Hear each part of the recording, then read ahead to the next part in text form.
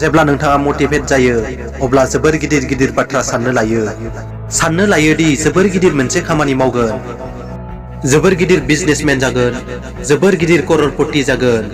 साननो लायो दि नोंथांनि बायदि गोजोन लाइफ जेन रावनावबो गैया बैबायदि लाइफआव थांनानै थागोन। जेब्ला एसे समा बाबेनलाङो नोंथांनि जसआ थान्दा जालाङो।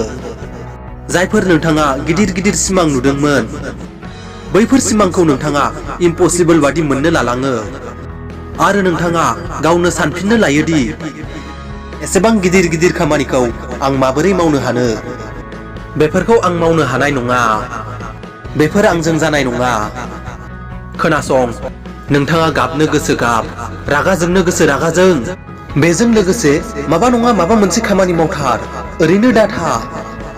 बेसेबां उन्दुनानै थाबाय थानो, बेसेबां गावनि बरादखौ दुसिनानै गाबबाय थानो।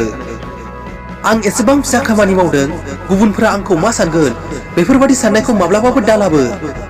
फिसानिफ्राय फिसा खामानिब्लाबो माव। आरे गुबुनफोरनि हुदायाथ' बेनोखा, सैमा बादि सोंख्रावनाय। बुंनो हो बिसोरखौ, सोंख्रावनो हो बिसोरखौ।